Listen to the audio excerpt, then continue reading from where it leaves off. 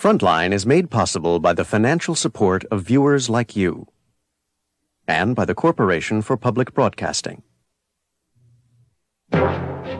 Tonight, from Mexico to Peru, the tombs of ancient civilizations are being plundered for their treasures. The plunderer does it purely for monetary reasons. He knows he can sell the material to someone who sells it to someone. There's a whole chain of command until it gets to the museum or the collection.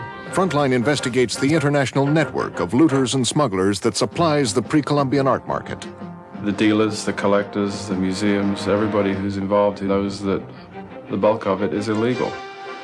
Tonight on Frontline, Plunder.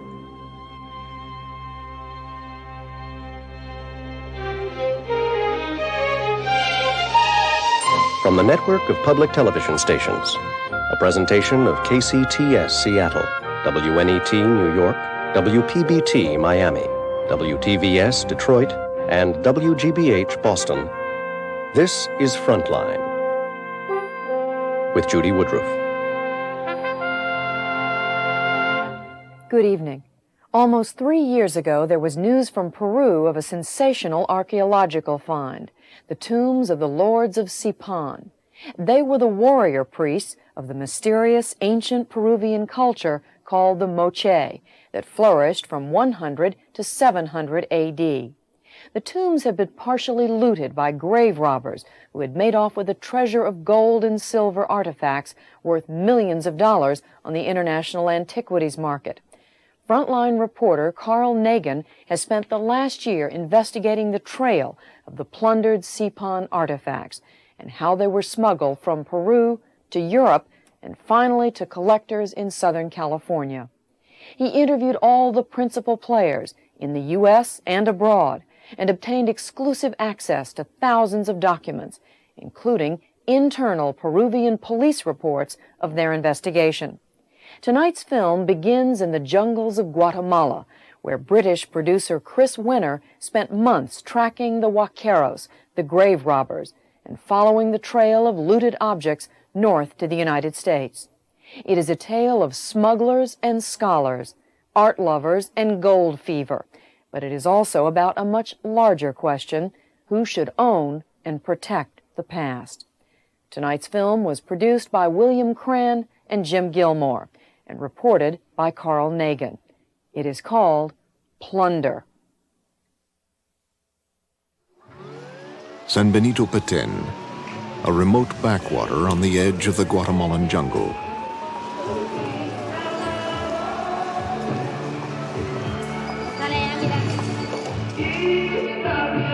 Like other frontier towns, a place of bars, brothels, guns, and jungle traders. At the back of a cantina, a man who calls himself Dino has something to sell. This 1,500-year-old piece of Mayan pottery was recently looted, and its painted figures could make it worth $10,000 in a New York gallery. But Dino knows the score. He and the grave robbers who supply the gringos will get less than 1/10 of the take.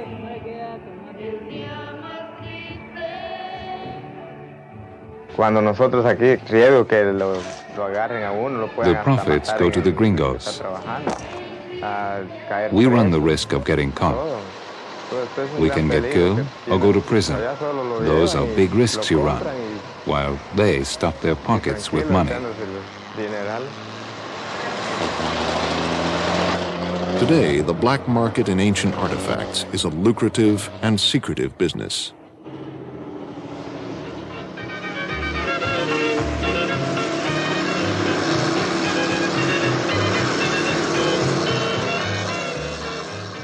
Dino is a link in a chain of looters and smugglers who supply the international antiquities trade. Law enforcement agents say the monetary value of stolen and plundered art today is surpassed only by the traffic in arms and narcotics.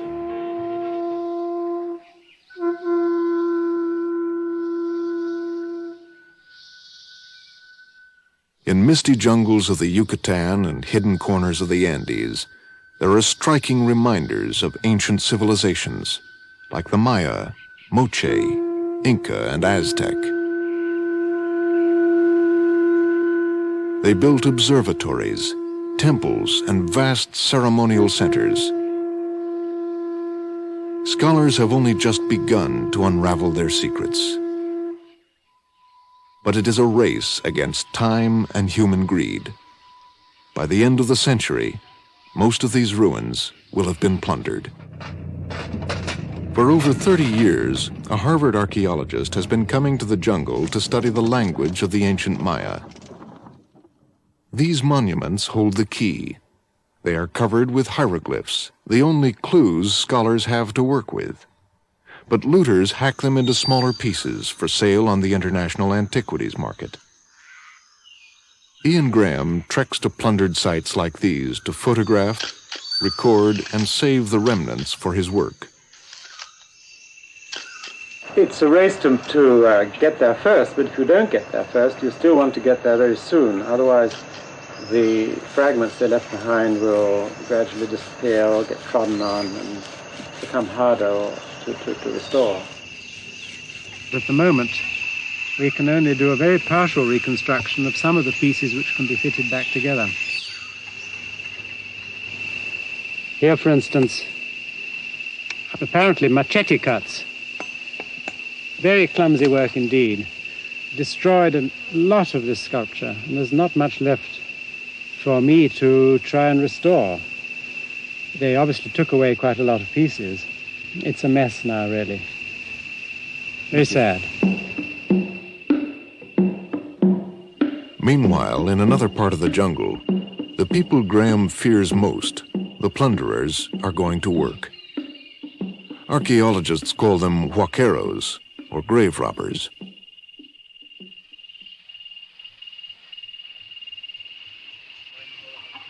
Pedro and his band of looters have been traveling for days, searching for treasure buried beneath the jungle floor. Their work is illegal, and this rare footage reveals their methods. Pedro and his crew will have to work as quickly as possible. They ransack the grave to find treasure they can sell. Discovery by military patrols is only one of the dangers they face.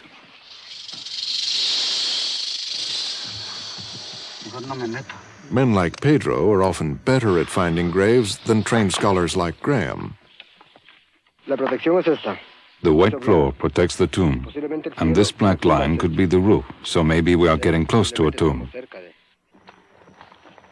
Pedro has been digging in these jungles for years, and he knows how long it takes to find anything worthwhile. There's a bigger temple further on, but it would take a lot of supplies to tackle. That could perhaps take a month.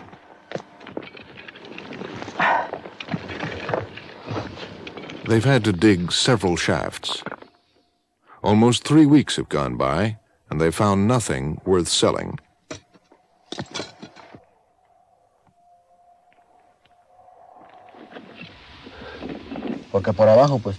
Underneath, it's tunneled down to the bottom, and since there was no tomb there, we thought it had to be above. But there's nothing there, so it's got to be on the sides.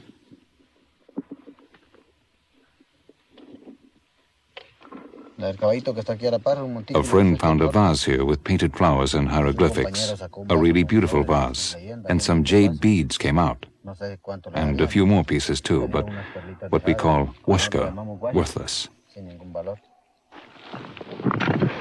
To archaeologists, Pedro's treasure hunt destroys the knowledge a scientific excavation would yield.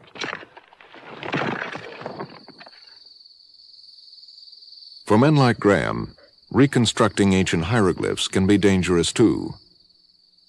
Working at a site like this, an assistant was shot dead at Graham's side by a huaquero. His sketches and photographs provide an image of a lost masterpiece. Often, the fragments left by the looters are his only clues. The Mayans were a complex culture with a rich array of symbols and myths that Graham tries to decode. It's a kind of archaeological jigsaw puzzle.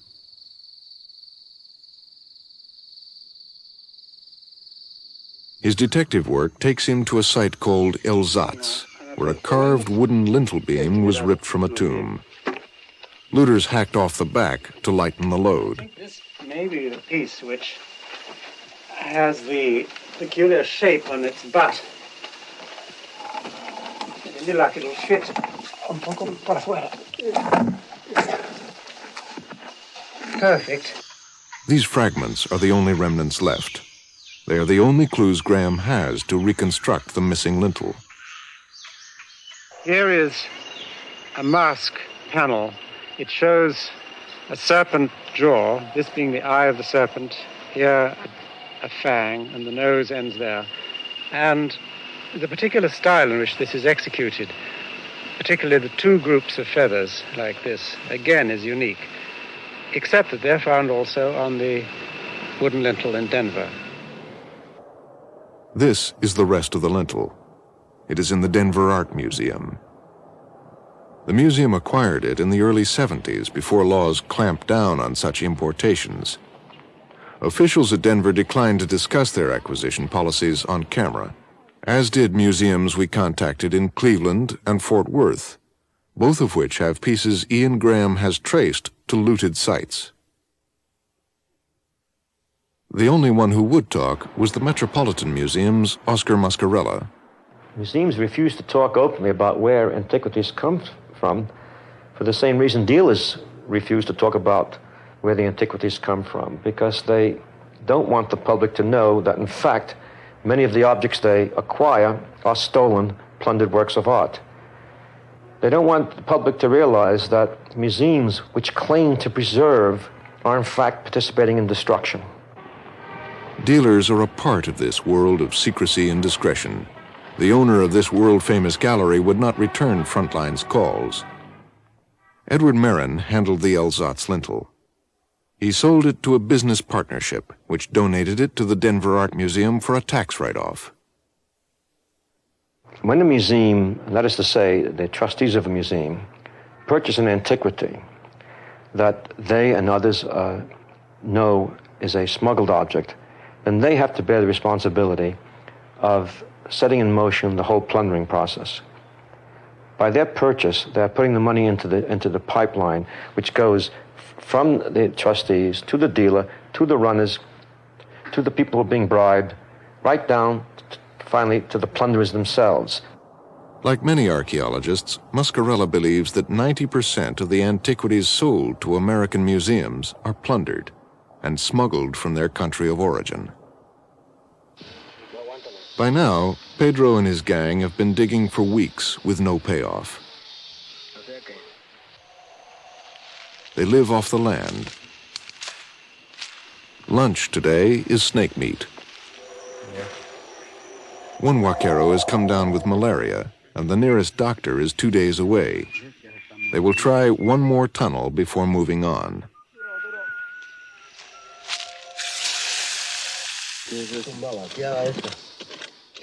This time, luck is with them. Pedro moves a rock and unseals a tomb which has lain undisturbed for 15 centuries. He finds a jade bead. It is the first object of value he's uncovered. But there are more treasures.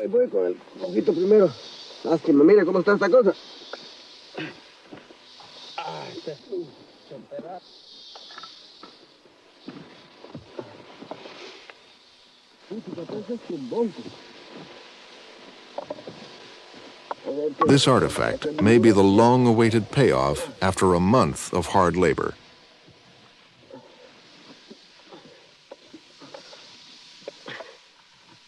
A perfect plate, painted and stuccoed with Mayan hieroglyphs.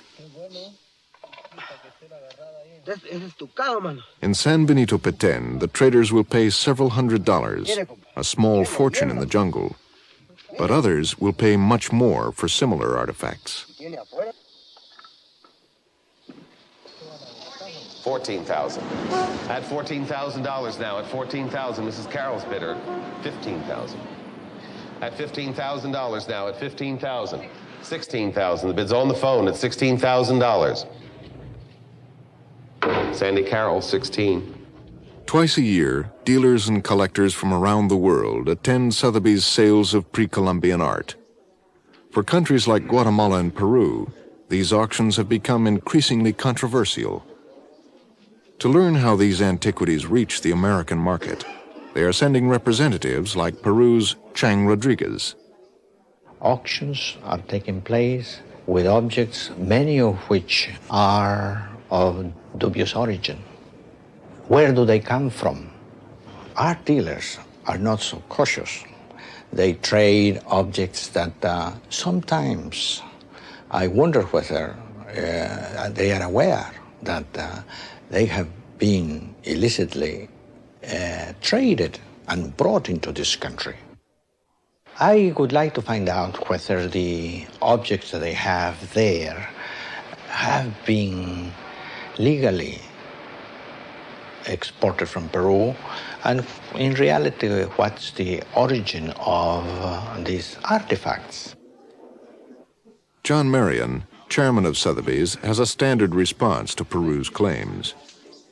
Where they claim that something is stolen, then on an item-by-item basis, we ask that they show us where it was stolen from. If it was stolen, and in terms of the definition of stolen, that means from a church, institution, or museum, rather than the broader context of everything in the country of Peruvian nature belongs to the government, then if they can show that something was stolen, we would withdraw it from the sale. To the best of my knowledge, they have not shown anything. Meanwhile, statues like these fetch ever higher prices, and the bidding by collectors and dealers sets new world records. At $105,000, then, standing in the rear at $105,000. Baron, $105,000. High prices encourage plunder, say the archaeologists. But gallery owners like New York's Andre Emmerich defend the antiquities trade. There is a war on in the field of what we might call archaeology, between people who call themselves field archaeologists, people who go out and dig, and others interested in, let's say, pre-Columbian art, museum curators, conservators, archaeologists who write, people who collect, people who deal. The field archaeologists want everything left in the ground, that is in the ground, to be excavated by them slowly over the generations. Never mind the real world and the freelance excavating that goes on, which, by the way, is a much better word than looting. Looting, by definition, implies a crime. Looting is a crime. Freelance excavating is not. Some dealers and collectors claim they take better care of objects than the host country, the country from which they come. But that sentence is totally inadequate. It completely belies how they got the object in the first place. Every object that a dealer sells and a collector collects was once in a tomb that was covered and protected, was once in a mound that was covered and protected, waiting for an archaeologist to excavate it painstakingly and with care and love, you see. So that the object they have does not represent care, it represents destruction. The story of how plunder moves from the graves to the galleries is largely untold, but the recent discovery of a fabulous treasure in Peru has revealed the secrets of the trade. The story began in the California Riviera town of Santa Barbara. While many public galleries did business here in the open, selling to the California elite, Santa Barbara was also the center for a less visible ring of pre-Columbian art smugglers. English-born art dealer Michael Kelly knew how they operated. He had come to Santa Barbara as an expert in Latin American art, both ancient and modern. He dreamt of starting a museum here, but his experience with dealers and collectors left him with few illusions. In my experience, there are two types of art dealing. There's honest art dealing and dishonest art dealing.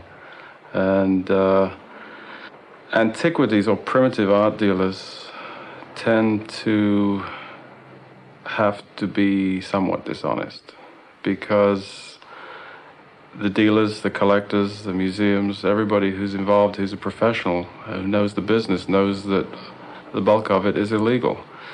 When you're dealing with pre-Columbian art and other art from countries where they have national heritage laws.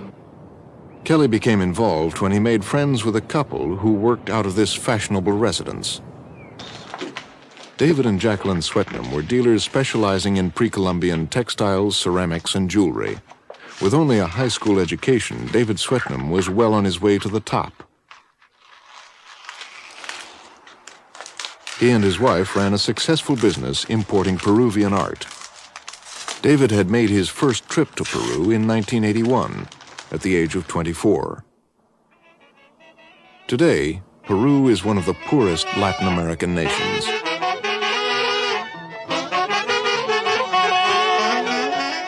The shantytowns outside Lima, the capital city, are home to one of South America's largest Indian populations.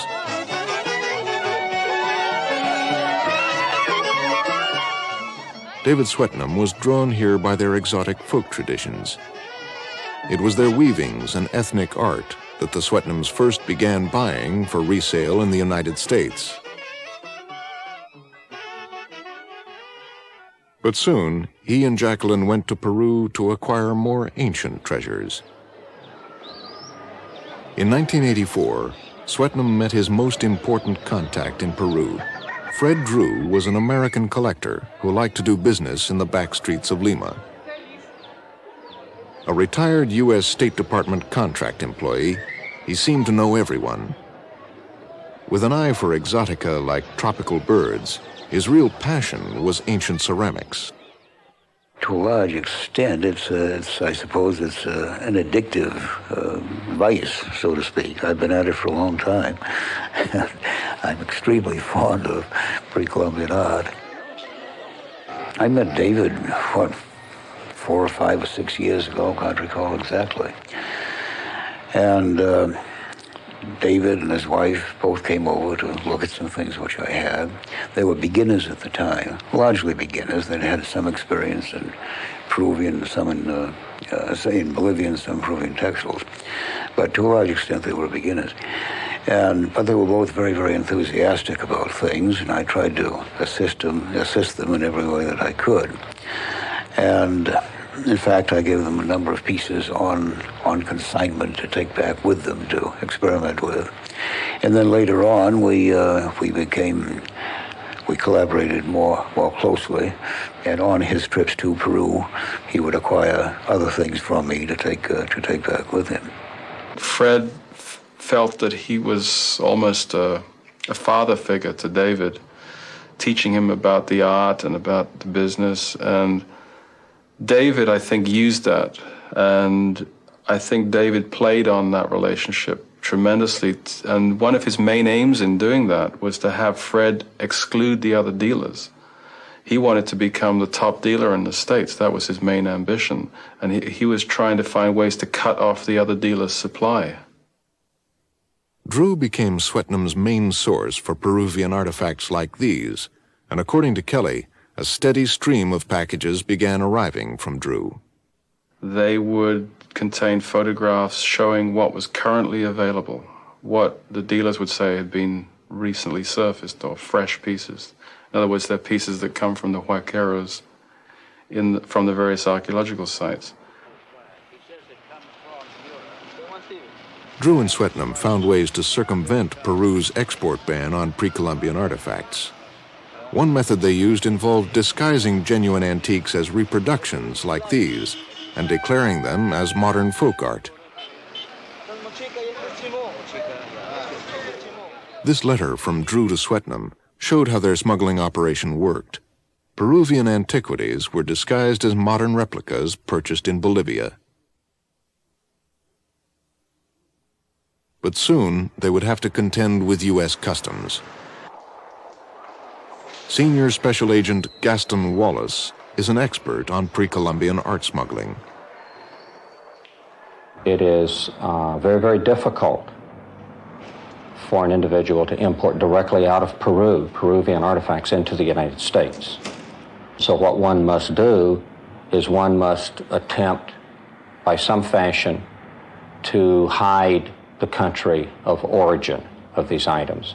And the way that you do that, and the way that Mr. Swetnam did it, was he moved the artifacts, literally smuggled them out of Peru into another country, then shipped them from that country, that Latin nation, to Canada for ultimate smuggling into the United States.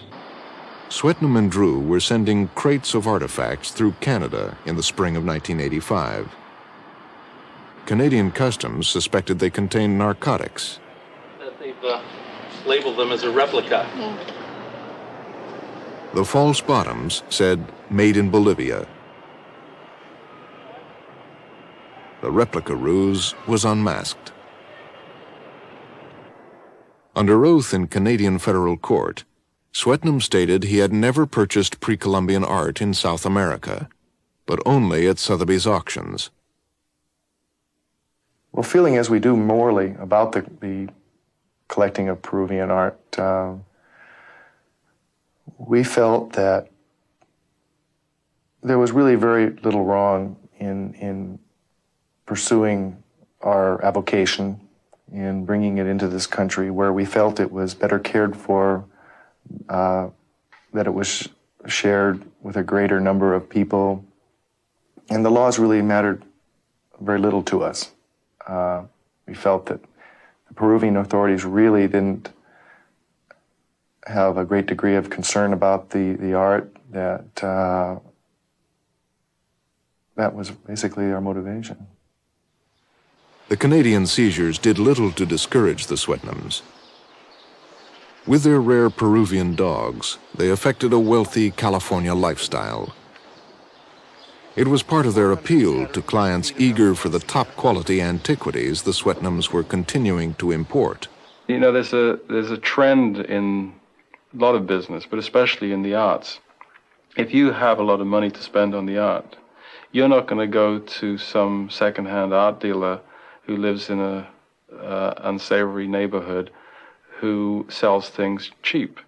You want to go to the best and buy it for as much money as they'll take from you. In fact, they didn't own this fashionable home where they did business. The Swetnams were only house-sitting. It was a little bit like a fantasy island. David used the house to make anybody's dreams come true. He would have guests there and pretend it was his house, or people. He would entertain people there. They had dinners there, and they had the swimming pool and played tennis, and it was very impressive. I mean, people would come from different places to possibly buy art. Many Santa Barbara collectors and dealers were impressed with the Swetnams' inventory, but with a Canadian pipeline shut down, they needed a new smuggling route and a new partner. Swetnam's friendship with Michael Kelly became a business association. As a British citizen, Kelly could import artifacts from England as personal effects. The arrangement would involve them both in the deal of a lifetime. In February 1987, on the northwest coast of Peru, at a place called Sipan, came news of a spectacular discovery.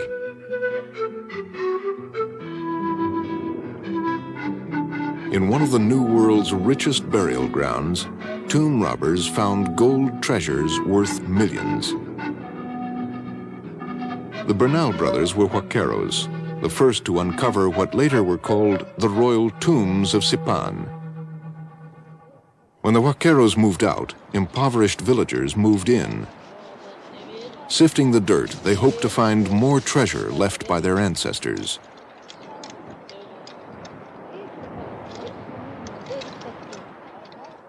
News of the looting reached authorities, and armed guards chased the villagers away.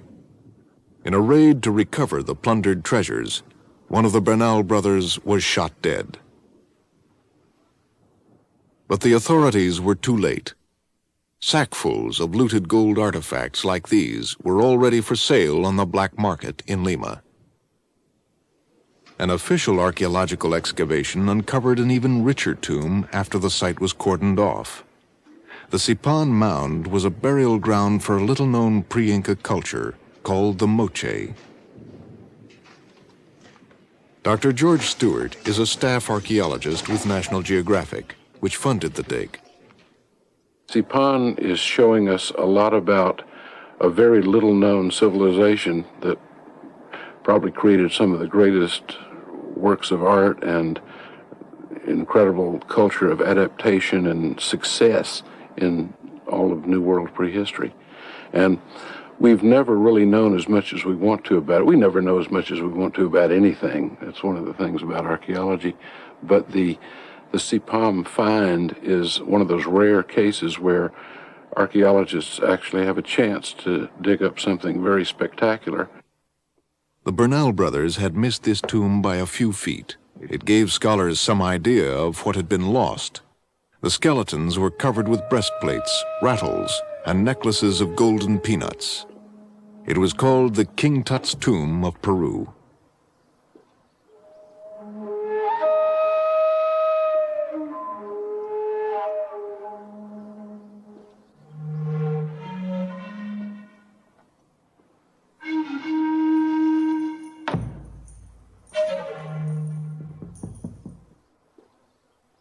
Well, never before had such a fabulous discovery been made anywhere in the Americas.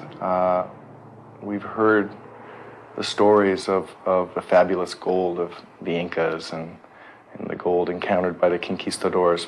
And it was astounding, truly astounding, when such a tremendous cache, really, of golden artifacts was discovered. Well, really, it amounted to a river of art. Looking for a chorus, there was a great abundance of art. Kelly and Swetnam were lunching at this restaurant in Los Angeles with three businessmen they had been planning to take to Peru for a buying trip. Over the meal, Swetnam first mentioned news of the Sipan treasure. That day, David had heard from Fred Drew that there'd been a major find, one of the most important gold finds in history, and that there was a possibility that Fred could get the pieces. That was the Sipan tomb. So sometime, a few days later, we went to Lima.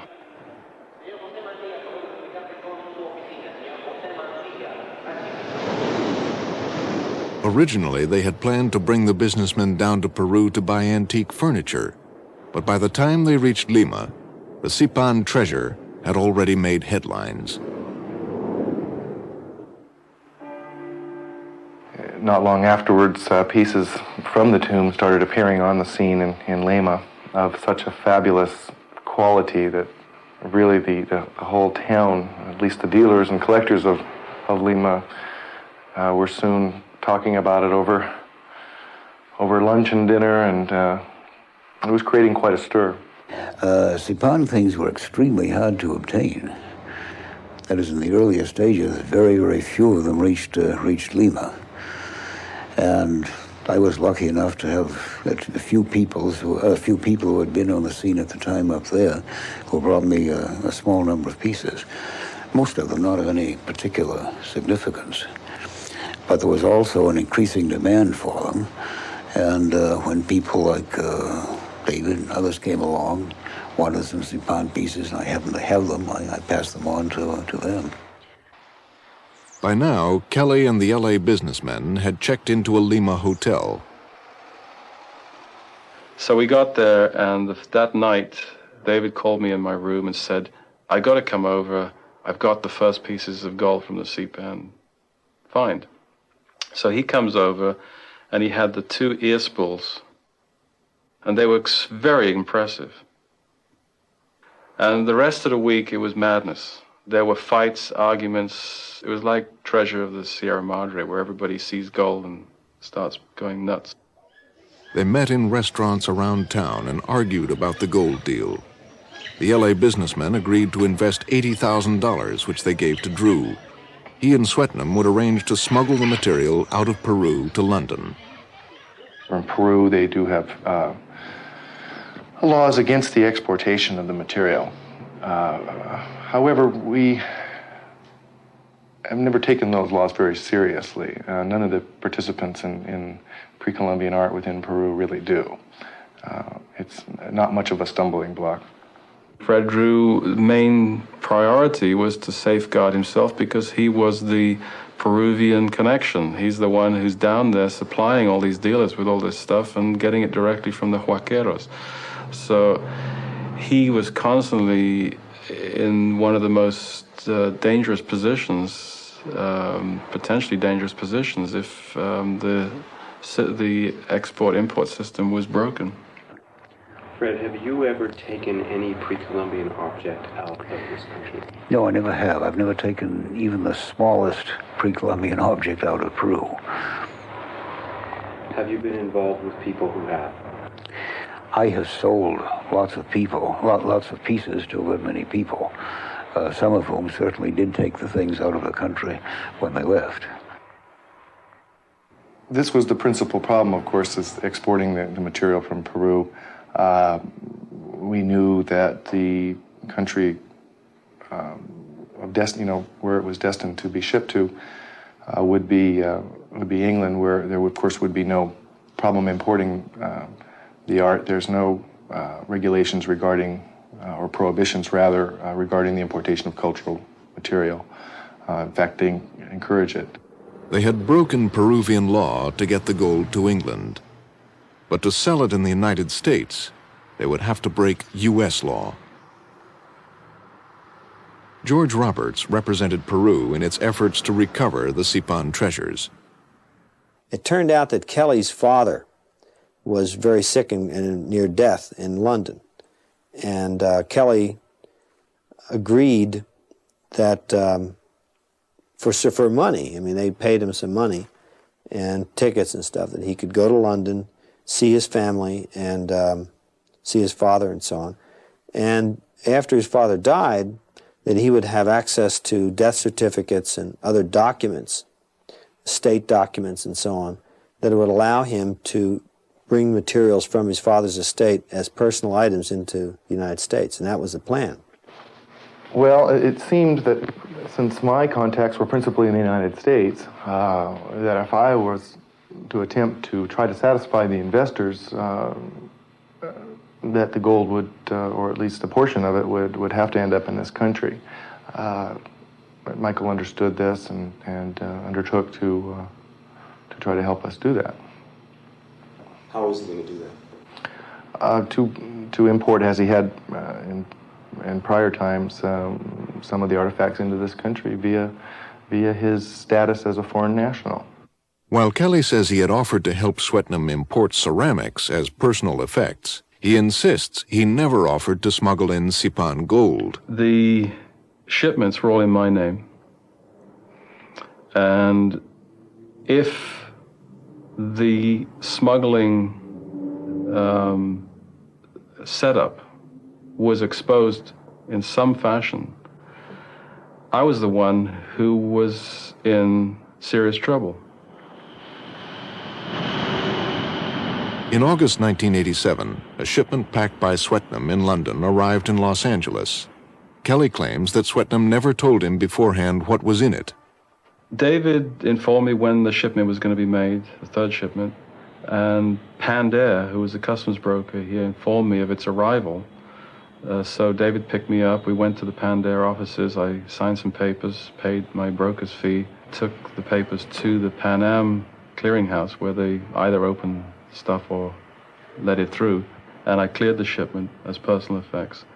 I paid them the tax that has to be paid, a $10 fee, and they let the box out, and we put it in the truck, and we went out of the lot, and actually David leant out of the window and screamed and put his hand up in a celebration scream. I didn't know why he did that. I had no idea, because I didn't know what was in the box.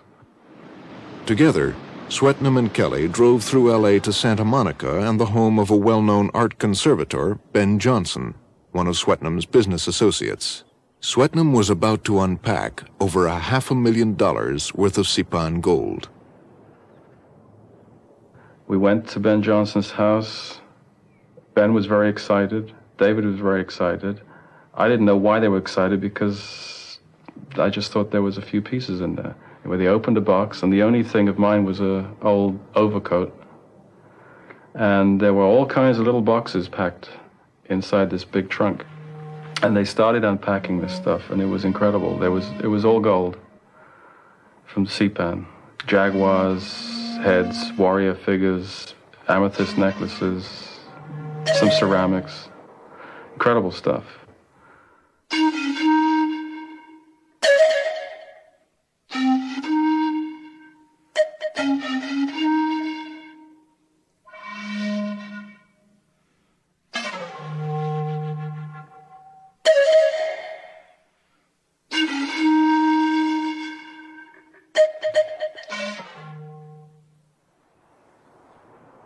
I woke up to find myself embroiled in an international smuggling ring, and I had made a decision to get involved with that, and I realized that was a stupid decision.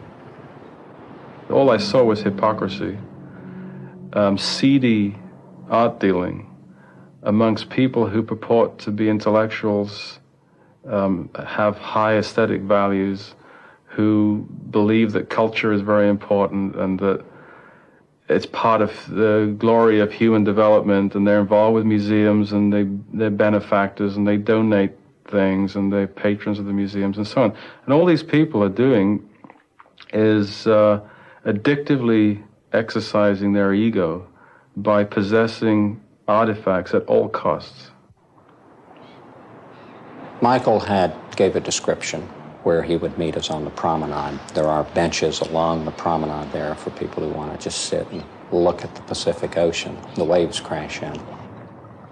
Michael told me about the Sipan find. He told me about the people who he knew who were involved in it, both in the United States and in Peru. He told me about the importations that he had made, where he had made those importations, right down to who the carrier was that flew the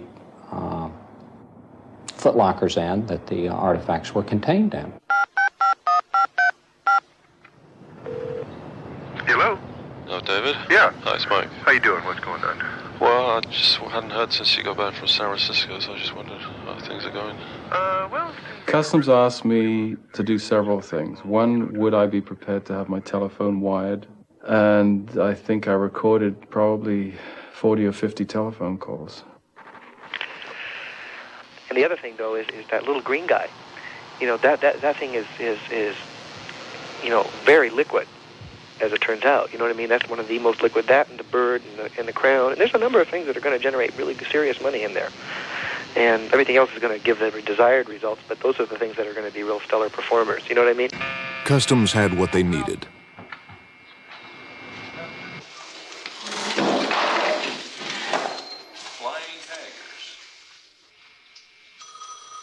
On March 30th, 1988, the Swetnams' residence was raided, and 7 other locations as well. 60 U.S. Customs agents effected the most extensive seizures of pre-Columbian artifacts ever conducted. Well, it was a most unsettling experience. The customs personnel who raided my home were conducting the raid as though it were a crack house raid. They were all outfitted in bulletproof vests and were burnishing M16s and weapons of all types. We were treated rather like drug dealers than the harmless, art collectors that we were. I think that United States Customs has been waiting for quite a long time to nail somebody for pre-Columbian importations into this country. And conversely, a lot of dealers and collectors in this country have been waiting for someone to come along and actually test these laws. We're sending a message to the people that want to traffic in this stuff, is that we'll arrest you. We'll seize the artifacts and we'll arrest you. And we hope that they're getting the message. David Swetnam served 6 months at a federal prison camp in Boron, California. He was the first prominent U.S. dealer in pre-Columbian artifacts ever to be jailed for smuggling. If I had foreseen what was going to happen, that this trial would take place in the States, that David would end up in jail with all of the complications which it's caused around here, all of the ill will which it's engendered,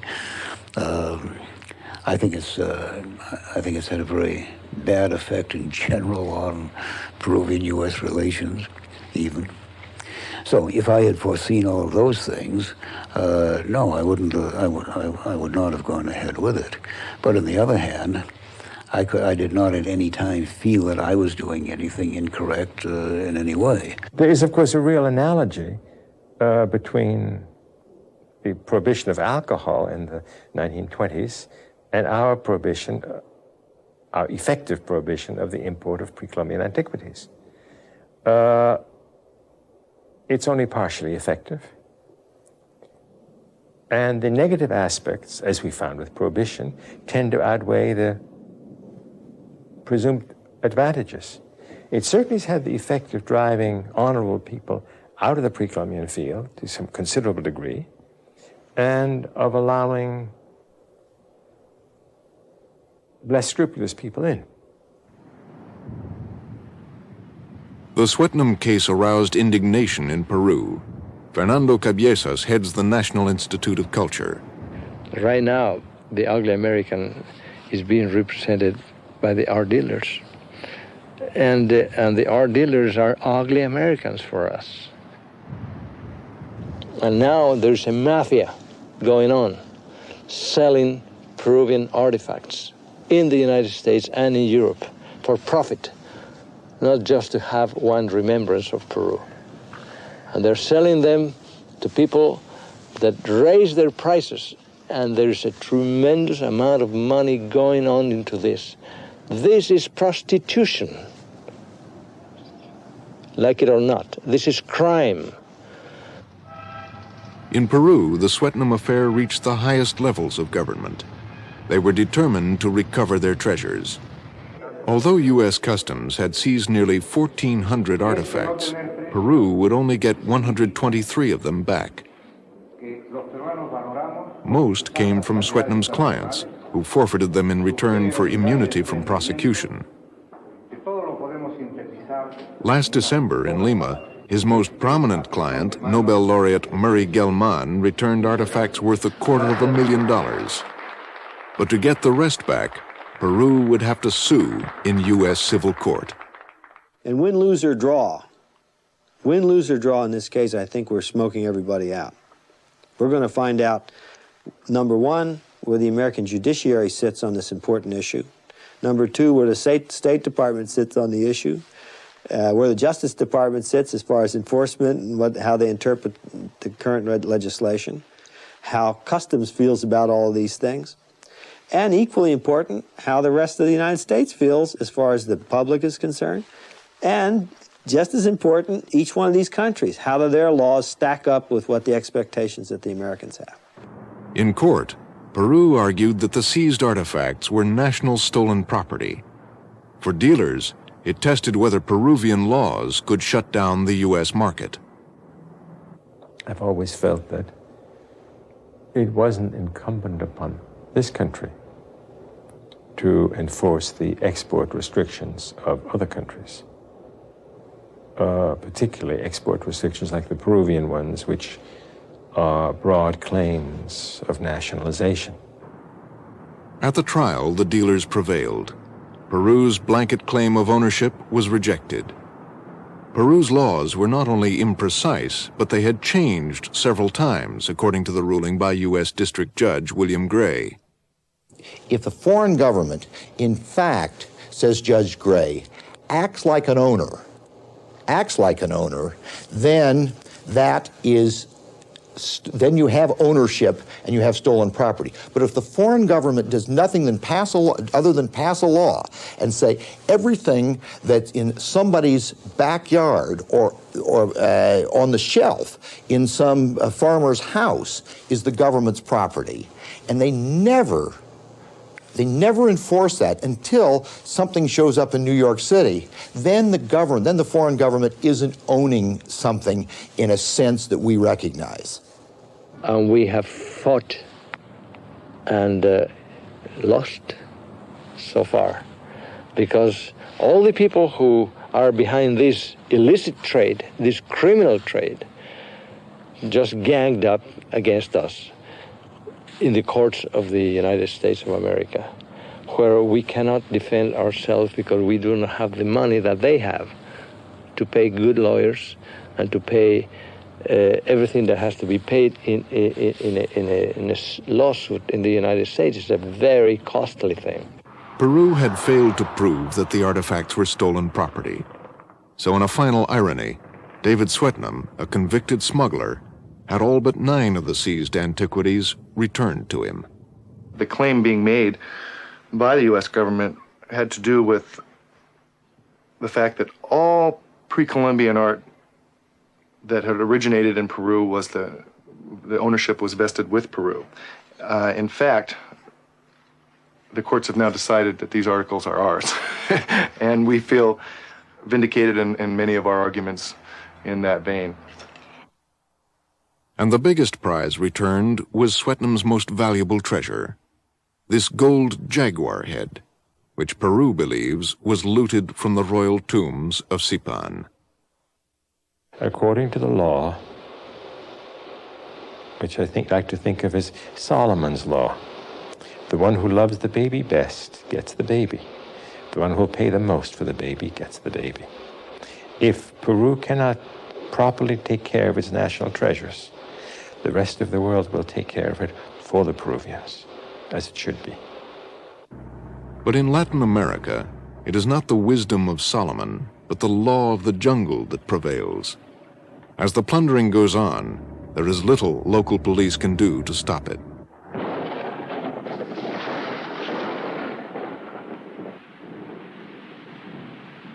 This Guatemalan patrol has received a tip that huaqueros are at work in the area. They may be armed and possibly dangerous. Thousands of ruins lie scattered in the jungle. It would require several armies to protect them. I have walked for miles in virtually trackless rainforest in Central America to a mound or a set of mounds I've heard about, and I've never found one yet, no matter how inaccessible, that was not already dug by somebody. I don't know if there are any out there that are untouched. I would be very surprised if there are. The patrol arrives too late. The tomb is empty. All they can do is sort through the rubble left by the looters. There are too many sites and not enough money or manpower to protect them. Of the millions spent each year to acquire antiquities, less than a penny of every dollar goes to preserve or excavate the past. For archaeologists like Ian Graham, the battle is being lost to those who gain the least, the looters. And he believes we are all the poorer for the loss.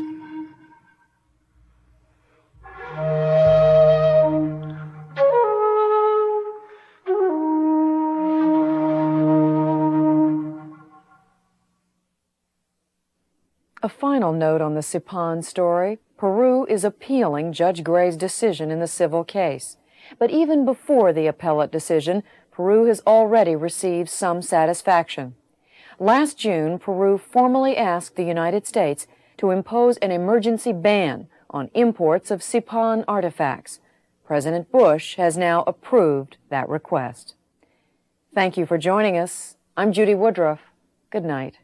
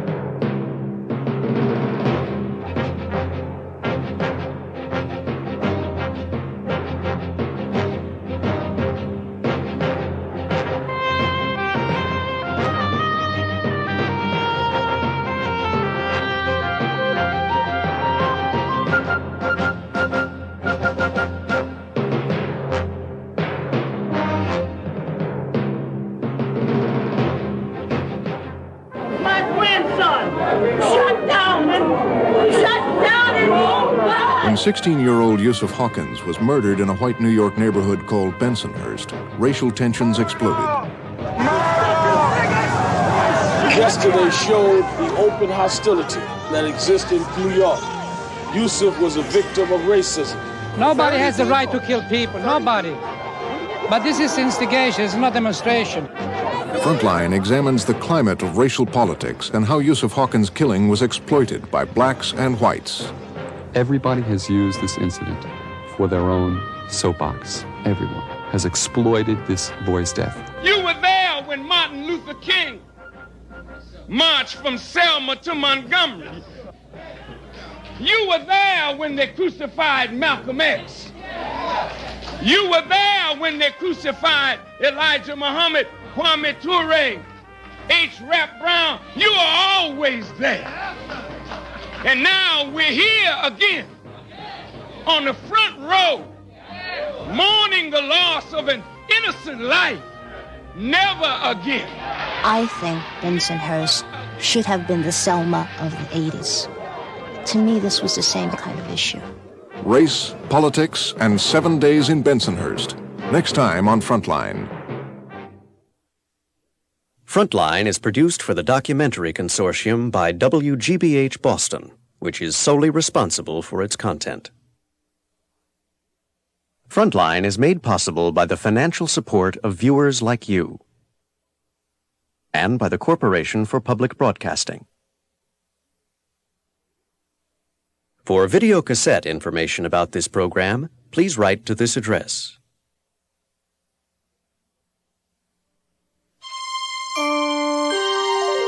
This is PBS.